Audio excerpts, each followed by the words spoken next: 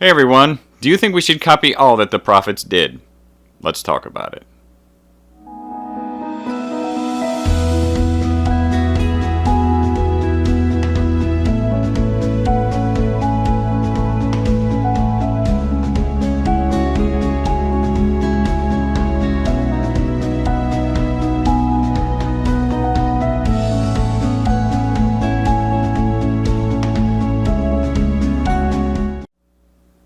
Shalom everybody, and welcome to Beit Tefillah.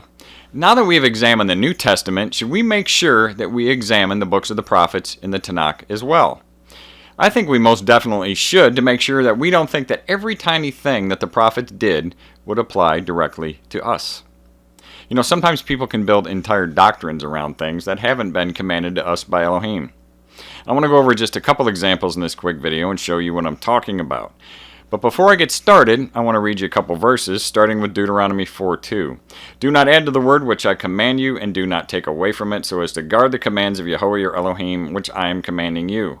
And also Deuteronomy 12:32, which states, all the words I am commanding you, guard to do it. Do not add to it, nor take away from it.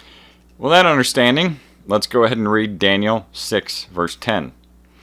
And Daniel, when he knew that the writing was signed, went home, and in his upper room with his windows open towards Jerusalem, he knelt down on his knees 3 times a day, and prayed and gave thanks before his Elah, or Elohim, as he had done before.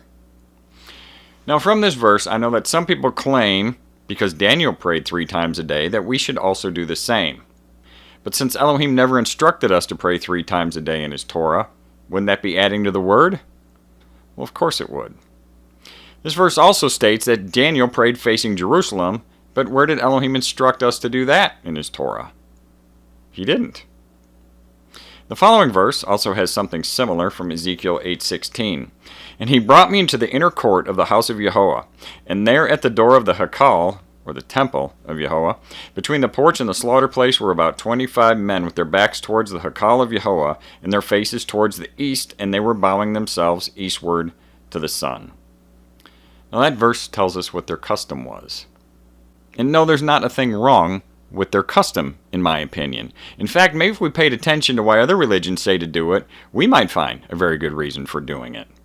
However, if you tell people that they must pray in one direction or another, when Elohim never instructed us to, now you're adding to the word, which is a sin. Alright, let's also hear another one in Jeremiah 11:14. And you, do not pray for this people or lift up a cry or a prayer for them, for I do not hear them in the time that they cry out to me because of their evil. Now, I know a lot of people like to use this verse to justify not praying for people that they themselves determine to be evil. I've done this myself in the past as well. But where did Elohim instruct us to do that in his Torah? He didn't. Actually, we can read repeatedly in the Tanakh that Elohim will not hear wicked people when they pray to him, so we should let Elohim decide who he will hear and who he won't, as only he knows who are his people and who isn't. He never instructed us not to pray for people that we personally decide is evil. In other words, Elohim may have told Jeremiah that, but he didn't tell us in his Torah. Now, I'm sure there's plenty other examples that can be found in the books of the prophets, and I'm not going to make an exhaustive video list. What I wanted to present today was just a few examples to make a point. I know that some people get real uncomfortable when you tell them that they should examine the books of the prophets or they should examine other books in the Tanakh, but we have to. How can we hold up the New Testament against the Torah, but then not do it with everything else? That wouldn't be right. Please know that I'm not suggesting here that any of the prophets or the books that I've read from today are in error. What I am suggesting is that we don't adopt certain behaviors written in these books that the prophets did and claim that these things are commanded by Elohim when these things are not at all found in the Torah. That's all I'm saying. The prophets were not allowed to add or subtract from the word, and they knew that. And we must keep it in mind as well. Well, that's all I have for today. Thanks for watching, everyone, and I hope this video blessed you. Please sub to our channel if you haven't done so yet. A shout out and a shalom to all who are Yisra'el and scattered worldwide in the dispersion. Everybody be blessed and have a wonderful day.